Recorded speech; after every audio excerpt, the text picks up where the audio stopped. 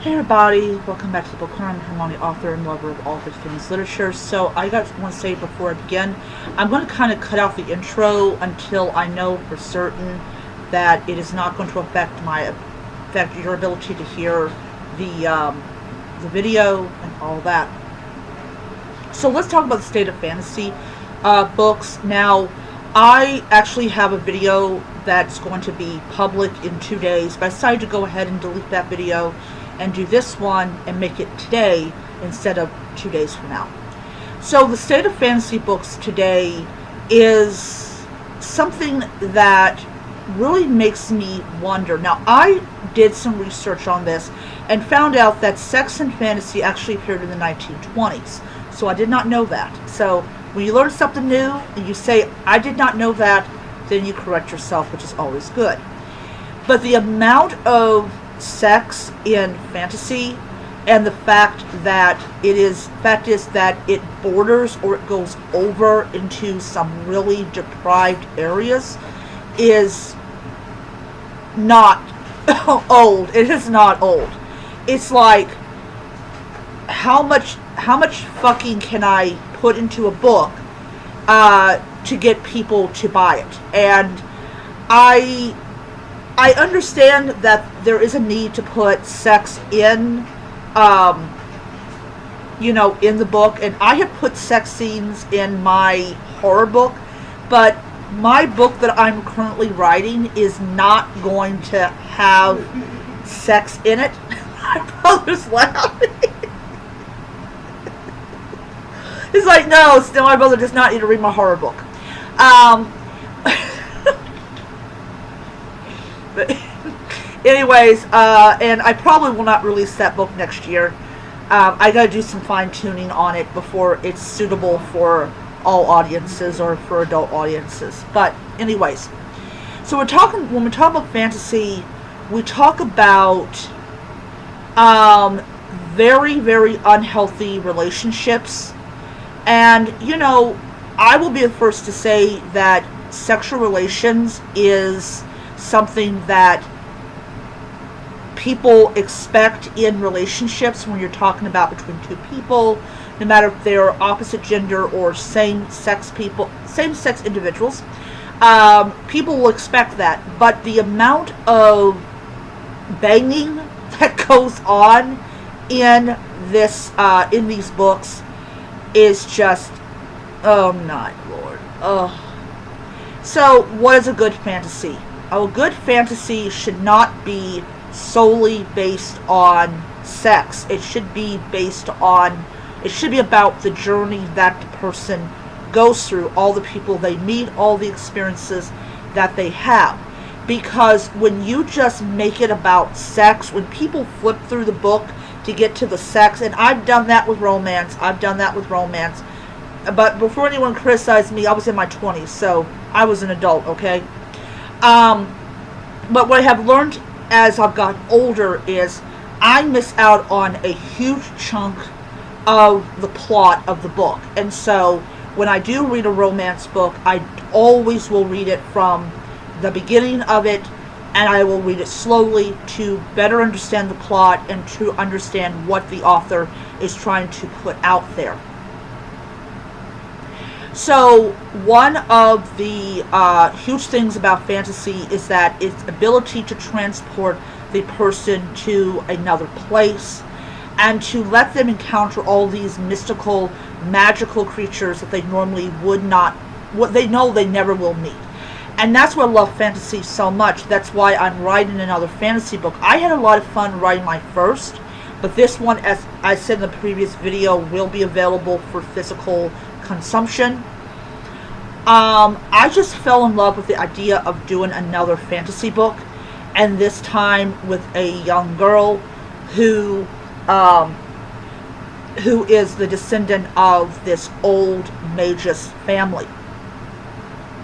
And the reason that I don't put sex in this book is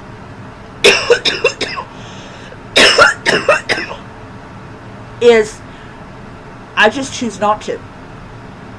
And if people complain about it, they're like, oh, why is there no sex scenes in this one. Well, there's going to be a scene between the mother and a creature. No, not an animal. Don't worry, I'm not doing that nonsense. But it's going to be off page. And Gwen is not going to know about it until she comes back. I like doing off page where you can kind of try to imagine it in your head, because Gwen's mother is still very pretty and she has aged very gracefully, so she's not in her 60s and she looks like she's decrepit or anything like that.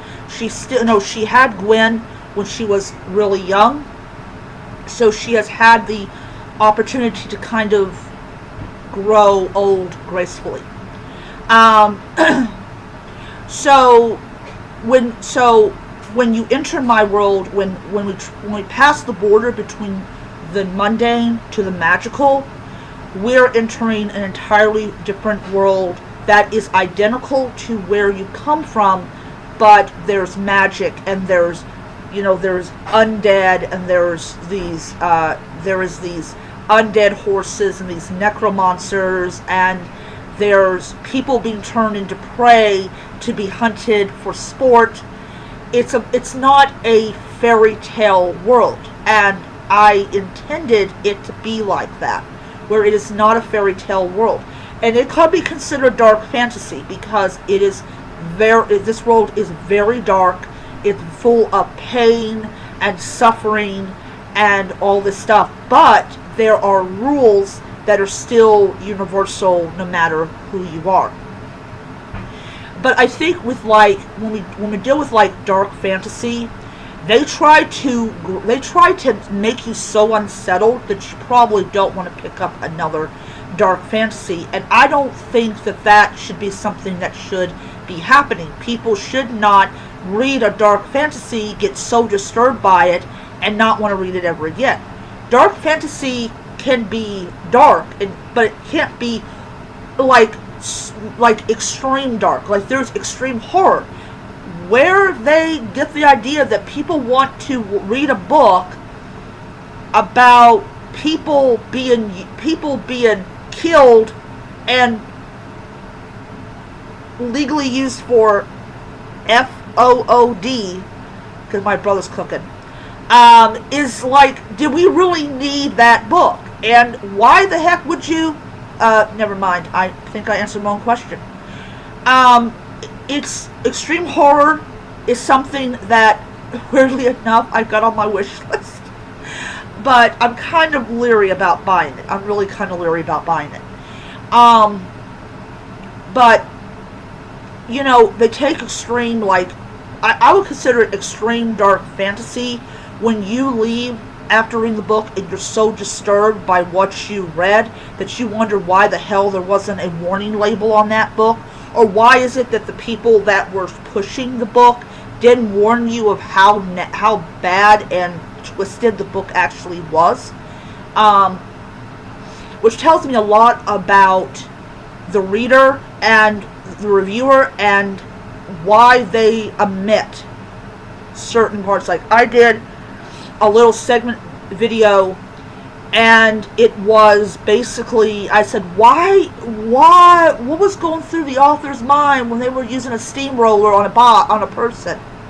And then I brought the whole thing with the zombie tanks, because it was like there was a scene where these Nazi zombies get a tank and run over children. That's some messed up stuff. Or when they basically blow up, like there's these two women, they're trying to run away with their babies, and they shoot them with a very large gun, a very large shell, and all you hear is you hear the baby cry for like a second. That's some dark stuff there. That really is some dark stuff. But that's what's going on with fantasy, is that authors try to outdo each other with how sick and twisted they can possibly get in these books. And I love fantasy, but I really look at the author, and I also look at the reviews before I even decide to pick up the book. Now, if it's a author that I've had experience with, that I know I'm going to enjoy the book, then I don't have to worry about basically curating what I'm going to be buying. But, and it's really interesting. There was a video that came out with these two women at Barnes & Noble, and they were basically kind of telling a little bit about what the book was about, and then putting it back, and then taking it and running. I was like, you imagine being a Barnes & Noble employee when that video was being shot, and wondering what the heck this woman is running away from? Like, there's nobody around. Why are you running away? And then later on they find out that somehow it was like ew. It was disgusting. Now I don't even know if what they're saying about the book is actually accurate. If it is, you authors need some psychiatric treatment big time. Really, really big time. But I also think someone had said in a video that it was kind of to make fun of women that like these really bad tropes. And I was telling my brother, because my brother is an inside ear to, like, when I write a book and I tell him a little bit about what the book is about, because he knows he's getting a free copy. I tell him that because I kind of want him to kind of get an impression of, like, what the book is about and what I was trying to convey or trying to get at when I was writing the book. And I told him, I said, in the fantasy book, this book I'm writing, I make fun of tropes. I absolutely make fun of tropes because they're a target to make fun of. And I know some people are going to get on here and say, oh my God, you're an author. Why are you making fun of other authors' work? Because they produce these really toxic relationships. Like, women want to get beaten by their man. And my brother's like, why the hell would you want to get beaten by your husband? Oh, because I read it somewhere. That is pretty bad. True. You read it somewhere, you fantasize about it, you get a guy who fits that fantasy, and then when you're 6 feet under, the police are like, oh, now I know why. I can see it all here. And guess what? It don't look good. It does not look good when the prosecutor is trying to paint you as this really sweet woman. It doesn't work. So I make fun of tropes, like the enemies to lovers. There's going to be a scene in the first book where, this guy goes and gets this girl to fall in love with him, and then he turns around and he, kills her. And of course he gets punished for the murder, and she gets ridiculed for being stupid. And then of course we have other extremely weird crimes. Or punishments, and one of them is, gets dished out by the necromancers, and I will go into details about those clans in coming videos, because this book that I'm currently writing, I will tell you right off the bat, will be released next year. I'm just having a lot of fun doing it, but I will say this.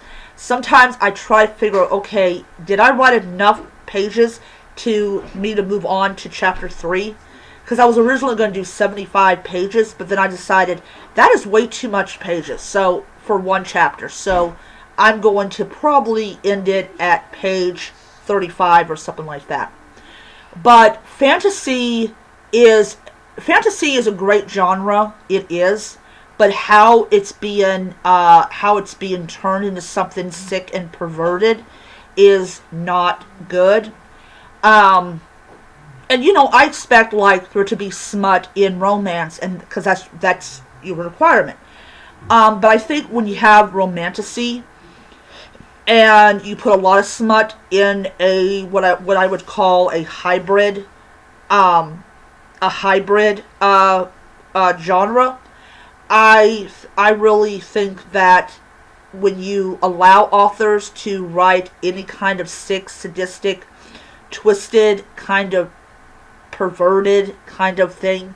Yes, I use the word perverted. I think that it hurts fantasy authors that don't write that way, like I know perfectly well it's going to hurt me because people are going to read this fantasy and they're going to comment, oh, where's the sex scenes at? I need sex in my books. They go, I tell you what, why don't you read Sarah J. Maas? Okay, if you want sex in your romance books, in your fantasy books, read Sarah J. Maas or Rebecca Yarnos or any of those other authors. Leave my work alone. I am not writing sex scenes just to make you happy. But it's something that is, it's just something that I find very disheartening. So it's just stupid. And as somebody that I do read Sarah J. Maas, and I will say, people may not agree with me, and that's totally fine. But I think she writes very well. I think her writing has gotten better as she has matured as an author, and that does happen. I think little bit by little bit, my own writing is getting better. In fact, Death at the PTA, I actually have another sale for that book, and somebody is reading it. So I'm getting paid for that book, and that book came out a couple of months ago. So, it's great. And I think the 5-star rating also helped it out as well. But when we talk about fantasy, and we talk about the stuff that comes out of the genre, I think that we as a society, we've gotten to a place where you can't sit down and enjoy just a nice, sweet fantasy book. All of a sudden, you're going to have somebody making advances on somebody that doesn't want it, or suddenly that person doesn't want it, now wants it. It's stupid. It's stupid. So, will I ever write romantasy? No, I will not. I will not write romantasy. You will never see romantasy in my bio of my list of books that I'm writing or I have written, because I just don't have the stomach for it. I like fantasy. I like the idea of somebody going into a magical world. In fact, we have a cat in the property that is so adorable, and I'm thinking about at some point in the future write a little children's book that has a cat that goes on little adventures. So, anyways, I am going into here, and do you agree that the state of fantasy books have just gone downhill? And do you? And I'm going to say this, and then I'm going to ask if you agree or not agree. I think the publishing houses have a lot to do with how bad things have gotten in the fantasy department, and I think that they hold as much responsibility for the degradation of people's taste, and I also think TikTok is responsible as well. But that's just me. But do you agree with me or not? I would really like to hear your comments down below, and I'll see you guys next time. Bye.